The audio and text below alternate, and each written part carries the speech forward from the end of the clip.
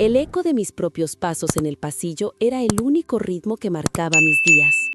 Vivía en una quietud autoimpuesta, un silencio lleno del ruido de mis propias ambiciones incumplidas.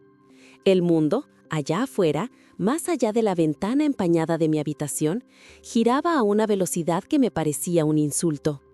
Cada amanecer era un recordatorio de que seguía en el mismo lugar, anclado a un presente que despreciaba y a un futuro que se negaba a llegar. Mi madre, Elena, era el paisaje de fondo de mi vida, una presencia tan constante como el aire y tan invisible para mí como él. Sus cuidados eran una costumbre, sus sacrificios un murmullo que yo había aprendido a ignorar. Dejaba un plato de comida en la cocina, una nota con una caligrafía temblorosa sobre la mesa, pequeños gestos de un amor que yo recibía como una obligación. Sus llamadas eran interrupciones, sus preguntas intromisiones en el frágil castillo de naipes de mi ego. Cada mensaje de voz, un recordatorio de las expectativas que yo no quería cumplir, de un mundo real que me negaba a habitar. Yo soñaba con aplausos, con el reconocimiento de extraños, mientras despreciaba el único amor incondicional que realmente poseía. Me sentía perdido, sí, pero era un extravío soberbio.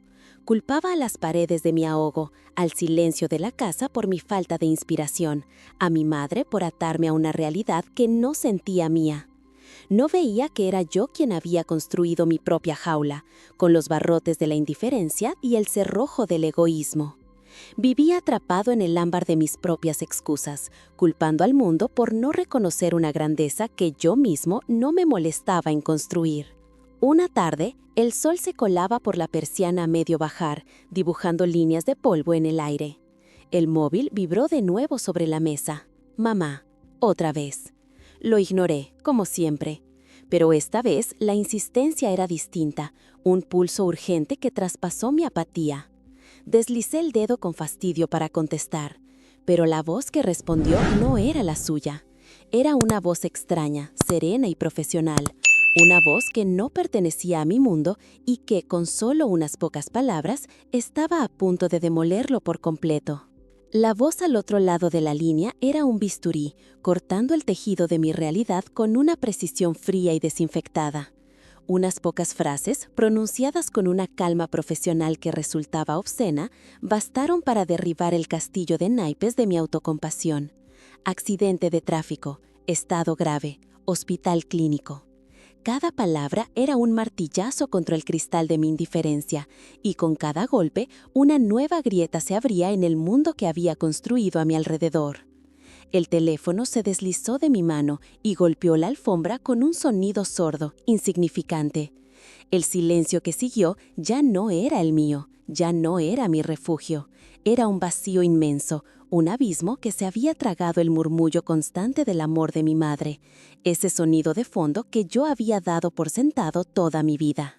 No recuerdo cómo llegué a la calle. El mundo exterior, ese que yo observaba con desdén desde mi ventana, me engulló en una vorágine de luces y sonidos. El claxon de un coche, el grito de un vendedor, el llanto de un niño, todo se mezclaba en una sinfonía caótica que era el eco de mi propio pánico. Me metí en un taxi y a través del cristal vi mi propio rostro reflejado sobre el paisaje urbano que se deslizaba a toda velocidad. Era la cara de un extraño, con los ojos desorbitados por un miedo que nunca antes había conocido. El miedo a la ausencia, al silencio definitivo. El hospital era un laberinto de pasillos blancos y luces fluorescentes que parpadeaban como un corazón errático. El olor a desinfectante se mezclaba con un aroma a miedo y esperanza contenida. Cada rostro con el que me cruzaba era un espejo de mi propia angustia. En la sala de espera, el tiempo se estiró hasta volverse una sustancia pegajosa e insoportable.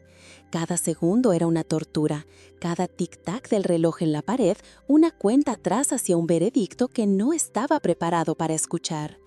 Fue allí, sentado en una silla de plástico naranja, rodeado de desconocidos unidos por el mismo hilo invisible de la preocupación, donde empecé a verla de verdad. No como una presencia, sino como una persona. Vi sus manos, siempre ocupadas, preparando platos que yo a menudo dejaba a medias. Vi sus ojos, cansados, buscando en los míos una chispa de conexión que yo le negaba. Escuché el eco de sus mensajes de voz borrados, su voz temblorosa preguntando si estaba bien, si necesitaba algo. Y por primera vez me di cuenta de que sí, lo necesitaba todo. Necesitaba su amor, ese que yo había tratado como una carga y que ahora se revelaba como el único pilar que sostenía mi miserable existencia. Mi ego, mis sueños de grandeza, mi resentimiento con el mundo. Todo se desmoronó, reducido a cenizas por la simple y aterradora posibilidad de su pérdida. La jaula no estaba hecha de las paredes de mi casa, sino de mi propia y monstruosa ceguera. Una enfermera se acercó, su voz suave pero firme me sacó de mi trance. Podía pasar a verla. Me levanté, mis piernas temblaban como si fueran de papel. El pasillo que conducía a su habitación me pareció el más largo que había recorrido en mi vida. Cada paso era un juicio, cada baldosa un recordatorio de mi negligencia. Me detuve frente a la puerta, el número de la habitación grabado en una placa de metal. Mi mano se alzó, temblorosa, hasta tocar el pomo frío. Detrás de esa puerta no solo estaba mi madre. Estaba la consecuencia de cada llamada ignorada, de cada palabra dura, de cada gesto de desprecio. Estaba el hombre en el que me había convertido y la aterradora posibilidad de que ya fuera demasiado tarde para pedir perdón. Giré el pomo y la puerta se abrió sin oponer resistencia, cediendo paso a una realidad que me golpeó con la fuerza de un huracán. El aire era denso, cargado con el olor a antiséptico y el zumbido bajo y constante de la maquinaria. Allí estaba ella, mi madre, Elena, perdida en la inmensidad de una cama que parecía demasiado grande para su cuerpo frágil. Los cables y los tubos se enredaban a su alrededor como una enredadera cruel, conectándola a máquinas que respiraban y sentían por ella. Cada pitido del monitor era un latido que yo sentía en mi propia garganta, un recordatorio frágil y mecánico de la vida que pendía de un hilo. Su rostro, que yo siempre había visto enmarcado por la preocupación o una sonrisa cansada, estaba ahora sereno, pero era la serenidad de una estatua, pálida y sin vida. Me acerqué, paso a paso, como si cruzara un campo de minas, hasta que mis dedos rozaron los suyos. Estaban fríos.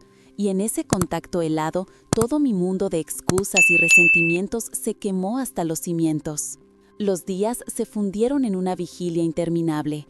El hospital se convirtió en mi universo y la silla junto a su cama en mi único hogar. Aprendí a interpretar el lenguaje de las máquinas, a diferenciar el pitido de la alarma del ritmo constante de la esperanza. Hablaba con los médicos y las enfermeras, absorbiendo términos que nunca había imaginado necesitar. Hematoma subdural, edema cerebral, pronóstico reservado. Ya no era el soñador encerrado en su cuarto, era un soldado en la primera línea de una batalla que no había elegido, pero que ahora lucharía con cada fibra de mi ser. Empecé a cuidarla, le humedecía los labios con una gasa, le leía fragmentos de sus libros favoritos, le contaba historias de mi infancia, esas que ella me había contado a mí 1000 veces y que yo había fingido olvidar. Le hablaba durante horas, llenando el silencio estéril de la habitación con la promesa de un futuro que me negaba a abandonar. Cada pequeño acto era una disculpa, una penitencia. Cada caricia en su frente, una palabra de un perdón que aún no me atrevía a pedir en voz alta. Una tarde, mientras la luz del atardecer teñía la habitación de un color anaranjado y melancólico, encontré su bolso en un rincón. Dentro, entre un pañuelo y unas llaves, había una pequeña libreta. La abrí. No era una agenda, eran listas. Listas de mis comidas favoritas, recortes de artículos sobre carreras que ella pensaba que podrían interesarme, números de teléfono de viejos amigos míos por si alguna vez los necesitaba. Y en la última página, con su caligrafía temblorosa, una frase: «No importa lo lejos que vueles, recuerda siempre el camino a casa». Una lágrima caliente rodó por mi mejilla y cayó sobre la página, emborronando la tinta. Ella no me había atado, me había dado un ancla para que mi vuelo tuviera un puerto seguro al que regresar. Y yo había confundido el ancla con una cadena. En ese instante, arrodillado junto a su cama, con la libreta apretada contra mi pecho, hice un juramento. Si ella volvía, si la vida me daba una segunda oportunidad, yo sería el hijo que ella siempre había merecido. Construiría mi grandeza no en los aplausos de extraños, sino en la calidez de su mirada. El tiempo seguía su curso implacable, una sucesión de amaneceres y noches de hospital. Mi transformación no fue una revelación explosiva, sino una erosión lenta y constante de mi viejo yo. Cada día una capa de egoísmo se desprendía, reemplazada por una capa de paciencia, de empatía, de un amor que por fin entendía como un verbo, no como un sustantivo. Ya no esperaba un milagro, trabajaba por él. Me convertí en el puente entre ella y el mundo, en su memoria, en su voz. Una noche, agotado, me quedé dormido con la cabeza apoyada en el borde de su cama, mi mano sosteniendo la suya. Soñé con su voz, no la de los mensajes ignorados, sino una voz clara llamándome por mi nombre. Desperté de golpe. La habitación estaba en penumbra, solo iluminada por el parpadeo verde de los monitores. Todo estaba en calma. Miré su rostro, tranquilo en la almohada. Nada había cambiado, y sin embargo, algo era diferente. Sentí una leve, casi imperceptible presión en mi mano. Contuve la respiración. Mis ojos se clavaron en sus suyos, y lentamente, como el amanecer más tímido y esperado del mundo, sus párpados comenzaron a temblar. Aquel temblor en sus párpados fue el primer latido de un mundo nuevo. Un movimiento minúsculo, casi imperceptible, pero que para mí tuvo la fuerza de un terremoto que reordenaba todas las piezas de mi existencia. Los días que siguieron no fueron de una recuperación milagrosa, sino de una conquista lenta centímetro a centímetro. Cada pequeño progreso era una batalla ganada. El primer parpadeo consciente, el primer intento de enfocar la mirada, el primer murmullo que escapó de sus labios agrietados.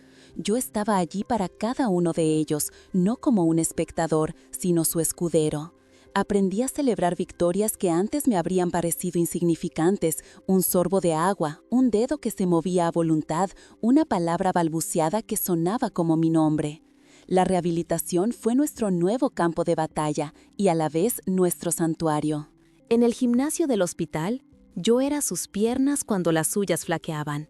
Sostenía su peso, animándola con una paciencia que no sabía que poseía, mientras ella daba pasos vacilantes hacia una vida que casi le había sido arrebatada. Le leía en voz alta, no para llenar el silencio, sino para reconstruir los puentes de su memoria.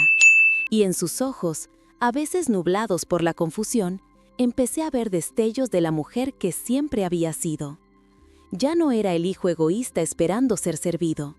Era un hombre aprendiendo a servir, descubriendo que en ese acto de entrega residía una fuerza y una plenitud que ninguna ovación podría haberme dado jamás. Mi ambición no había muerto, se había transformado. Mi obra maestra ya no era un libro por escribir o una película por dirigir. Era la sonrisa que lograba arrancar de su rostro cansado. El día que volvimos a casa, el sol entraba por las ventanas de una forma distinta. Ya no era un intruso que revelaba el polvo de mi estancamiento, sino una caricia cálida que iluminaba un hogar renacido. La casa, antes mi jaula, era ahora el refugio que juntos reconstruíamos. Yo cocinaba, torpemente al principio, siguiendo las recetas de su libreta, y en el aroma de sus platos favoritos encontré una forma de decirle todo lo que las palabras no alcanzaban a expresar. Una tarde, mientras ella dormitaba en el sofá, la observé. Su respiración era suave y acompasada, el sonido más bello del mundo. Ya no había cables ni monitores, solo la paz de una segunda oportunidad. Me di cuenta entonces de que pasamos la vida buscando tesoros en mapas lejanos, persiguiendo el eco de aplausos futuros, convencidos de que la grandeza está en algún lugar ahí fuera, esperando a ser descubierta. Pero la verdadera grandeza, el único tesoro que importa, a menudo respira a nuestro lado. Está en las manos que nos cuidan sin pedir nada a cambio, en la voz que pregunta si hemos comido, en la presencia silenciosa que convierte 4 paredes en un hogar. No esperes a que el silencio atronador de una ausencia te enseñe la música del amor cotidiano, porque la vida, la de verdad, no se mide por los picos que conquistamos, sino por la mano que sostenemos mientras volvemos juntos al campamento base. Y en esa simple verdad, en esa humilde develación, encontré por fin el camino a casa.